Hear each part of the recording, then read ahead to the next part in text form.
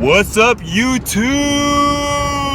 Sorry, Karen gave me these glasses and I can't help myself sometimes. They're awesome. They are awesome.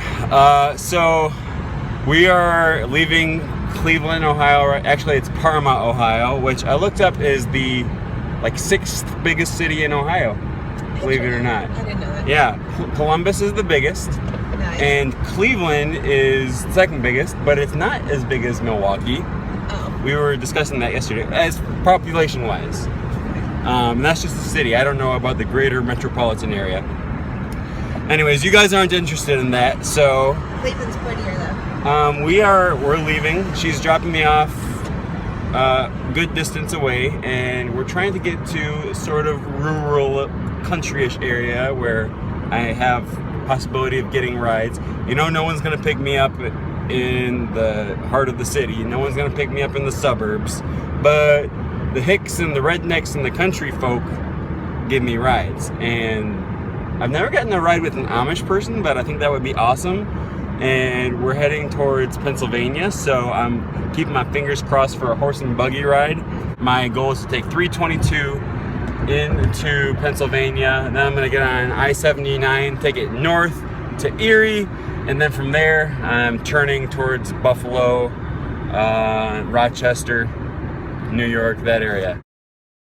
Karen just dropped me off here on this intersection, and I'm trying just to go as far east as I can, down 322, and I'm going to try to get more videos of people as they pick me up or as I'm in their car. The problem is that most people, I don't know why, I guess people just don't like being videotaped. Some of them aren't wearing their makeup or something, so they don't want to be videotaped without makeup.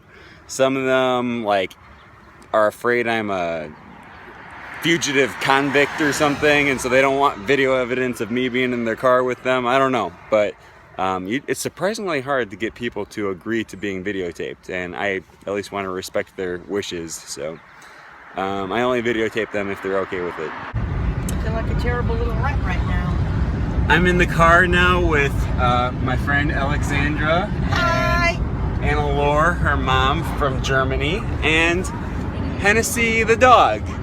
So these people have been incredibly kind to me, so thank you very much. You're welcome. They drove me to one town, had some business to do in that town, and said, if by the time we're done with you have to drop your daughter off at work. Off at work, yeah. So she said, by the time I drop her off and come back, if you're still there, we're gonna give you a ride to the next town.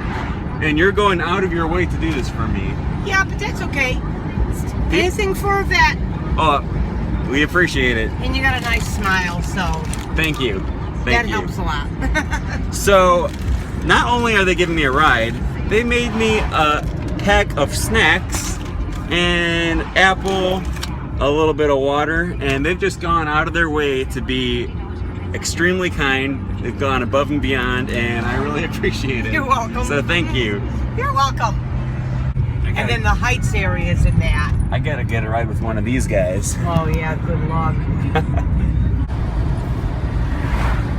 Alright, we're coming up here. I don't know if you can see that GPS. We're coming up on the border of Pennsylvania. It's this dotted line.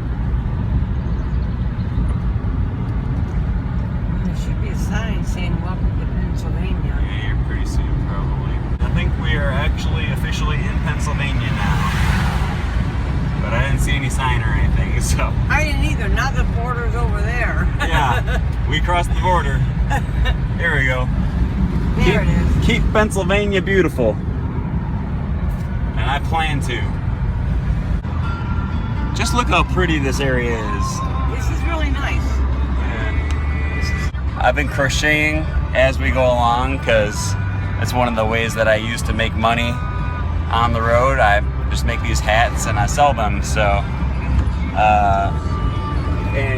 Alexandra has offered to take me quite a bit further than I was expecting. She's been very kind, and first she offered to take me into the next town, and then my plans kind of fell through there, and she said, well, I'm taking you as far as I can. And so, I don't know if he's gonna go or what. Yeah, he's going. And so, originally she was just giving me a ride just 1 or 2 miles down the road. Then it turned into the next town over. And now she took me to the next state. She took me into Pennsylvania. And going to Meadville. Yep, Meadville, Pennsylvania. And then I'll get on the interstate there. That'll take me up to Erie. And then hopefully I'll be able to make it to Buffalo by tonight. So we'll see. Only time will tell. It just depends if I can get my rides or not. But I'm really appreciative of your ride. So you're welcome. Thank you. So that was my new friend Alexandra. She's very nice. She just saw me on the side of the road, offered to drive me a few miles, then a few more miles, then the next town over, and she didn't have anything going on today. So by the end, she just ended up driving me well into Pennsylvania, which got me a long ways. She gave me a bunch of food that I can't get open right now.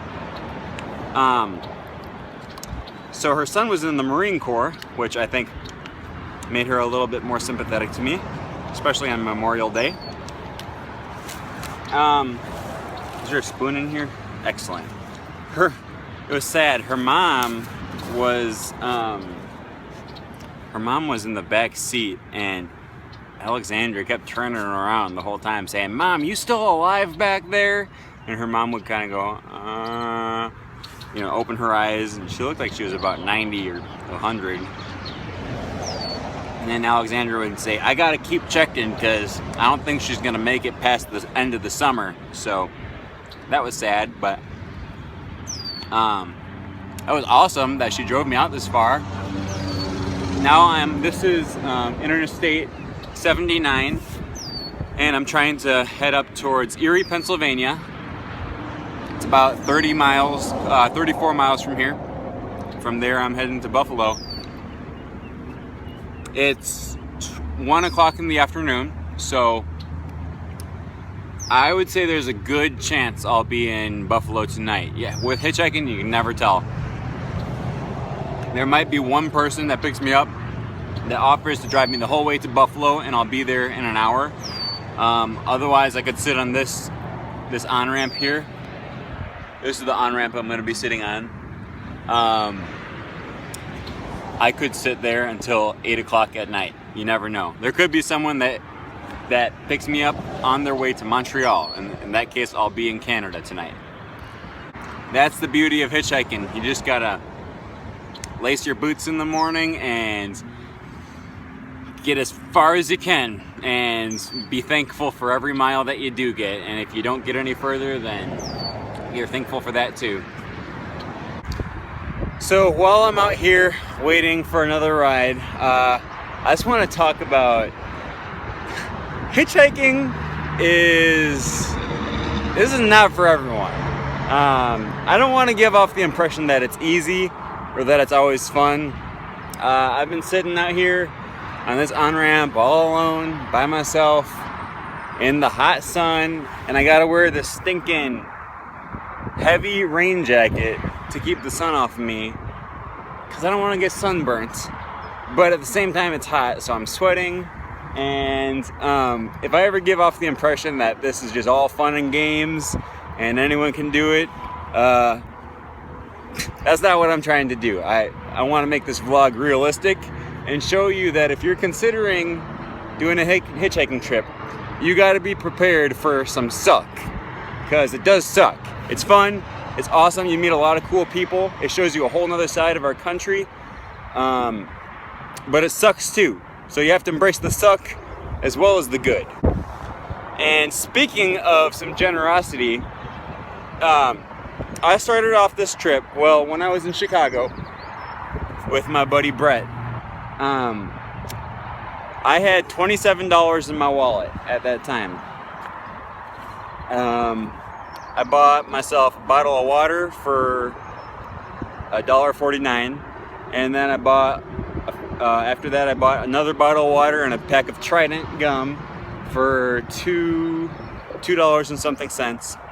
And then after that I bought let's see, what was it? Yesterday I ate at Mr. Hero, and I bought myself some tater tots for It was loaded tater tots with bacon and stuff for like $4 and some, and I think it was $4.49. So that brought me down. Ooh, here's a car.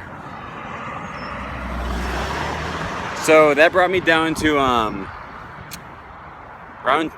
$20-ish, $22-ish or something like that. One of the people that rode with gave me a $20 bill. So, and there was another guy that gave me a bunch of change out of the cup holder in his car. So that brings me to around 40, maybe $42 to $45 or something like that. More than I started with. Well, now it's getting towards that part of the day where I start to get nervous. I've been here on the same corner for hours, and it's the hottest part of the day. There's this tree over here. I don't know if you can see that. That tree there is where I sat down and had lunch from the snacks that lady gave me. Every time I'm on a corner, every time I get down somewhere, the thought always occurs to you, is this it? Is this the spot? I mean, am I gonna be able to get out of here? Is this where I'm gonna be camping out tonight? And if it is, then I'm gonna be sleeping under that bridge right there. Not even anyone has stopped so much as to ask me how I'm doing or offer me something. I've had a few people wave. That's about the extent of my interaction with other people today at this spot. I'm about 30 miles from a big city. Just can't get anyone interested in giving me a ride here. Well, I hate to say this, but it kind of looks like it might start to rain. And I am not looking forward to being out under this bridge tonight. Well, I've been at this intersection for way too long. I tried a few different techniques and just no one wants to pick me up. So I'm getting a little worried, but now it's time to pull out the big guns. My sister and I were talking about hitchhiking strategies before I left. And she was talking about my hair, because if you notice, I got this long, like, homeless man looking hair. Probably no one's gonna want to pick up a dude that looks like a homeless bum. So, and if you're wondering, I'm only growing my hair out this long because I'm gonna grow it out to 10 inches and then cut it and donate it to Locks of Love, or one of those organizations that makes wigs for children who have cancer and can't afford an expensive wig. So I don't want to cut my hair, but I also don't want to look homeless while I'm hitchhiking. So my sister came up with this idea. She's like, how about you just put it in a ponytail? And I'm like, nah, that's for girls. But then she came and got this rubber band, and apparently this is specifically a hair rubber band. And I don't know how that makes it any different from just a normal rubber band, but this one's only for hair. So she gave it to me, and she's like, put your hair behind your head and you're not gonna look as much like a hobo. So I don't really think dudes should have man buns and all that stuff, but at this point I'm willing to try anything because I'm desperate. And she gave me like pink, purple, and lime green, so like the three gayest colors she could find. I think she did that on purpose to laugh at me, but I don't care at this point. I do not care. So here it goes. I'm gonna use my camera like a mirror. Never done this before, so I don't really, I've seen girls do it a lot, so I know you're supposed to put your rubber band on your hand first, and then let's see, get that rubber band. Man, I'm like a natural at this. Not that that's a good thing. I guess I shouldn't be bragging about being natural. There, that ain't so bad. What do you think? A little less homelessy? Maybe people start picking me up if they don't think I'm a hobo. Well, I was on that same intersection for about 4.5 hours, and I finally got a ride from Tom, my new friend, and he's very nice, and I was very relieved to finally get off that intersection and be able to start making a little bit more progress. I didn't tell you this, but right when you picked me up, Yeah. I was looking at the map. I had just pulled out my phone to look at the map, you know? Yeah. And I was gonna start walking the other direction right before you picked me up. So I'm very thankful that I didn't. I pulled out the map, I looked at it, and then I looked up and there you were slowing down to give me a ride. So it worked out perfect. I couldn't have planned it any better. I'm not complaining at all. So he's taking me all the way to Erie, which is about another 30 miles, I guess. No, not even that far. The whole tight time. Okay. 30 miles from Meadville, so Okay. probably from Wayward. Not that far. We're halfway there already. Oh, excellent. So it's 5 o'clock right now. Got a few more hours of sunlight, so maybe I can make a little bit more progress.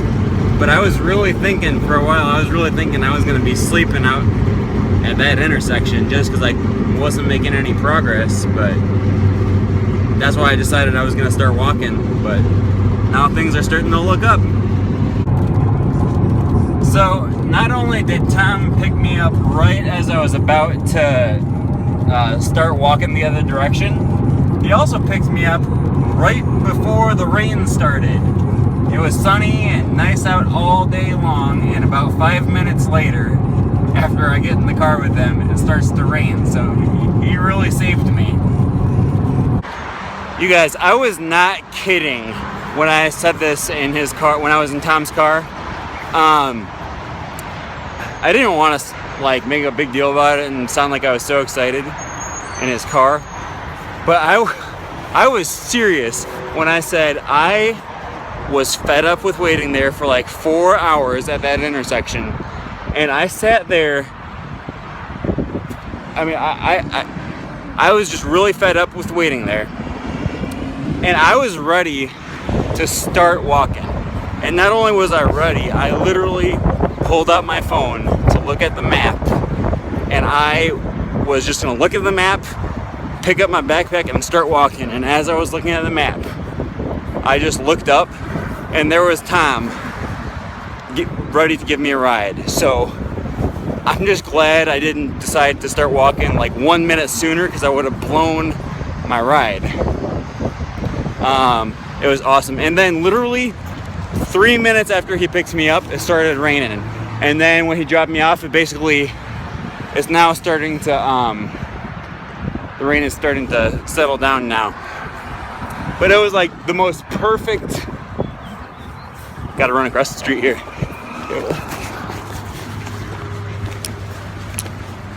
All right, it was like the most perfect situation.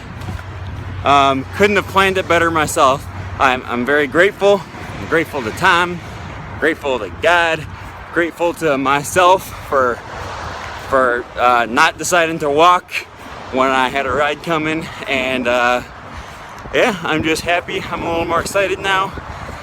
I'm gonna go get myself a little bit of food and maybe keep hitchhiking. Otherwise, I don't know, maybe I'll just spend the night here, find a bridge to sleep under so I can stay out of the rain. But I'm excited. You guys, I am so blessed. I just walked into this McDonald's here because I was just gonna get myself some food, work on editing my video for today, upload it real quick, and then I was gonna go find a bridge to sleep under here somewhere in Erie, Pennsylvania. Well, I walk into the McDonald's and there's a guy sitting in the corner looking kind of sad. I start a conversation with him, and his car broke down here in Erie. He's from Florida, and he's staying in a hotel until his friend can come pick him up here in Pennsylvania, which is gonna take 3 days. So we got to talking, and I told him that I was sleeping outside, and he's offered to let me sleep in his hotel room with him. So I ain't sleeping outside. I'm staying in a hotel tonight. And hopefully tomorrow I'll be able to get to Buffalo, but I'm excited. I'm very thankful. I'm very grateful. And I don't know. This is why I love hitchhiking. Sometimes you're down, sometimes you're up, but I just can't wait to see what tomorrow brings.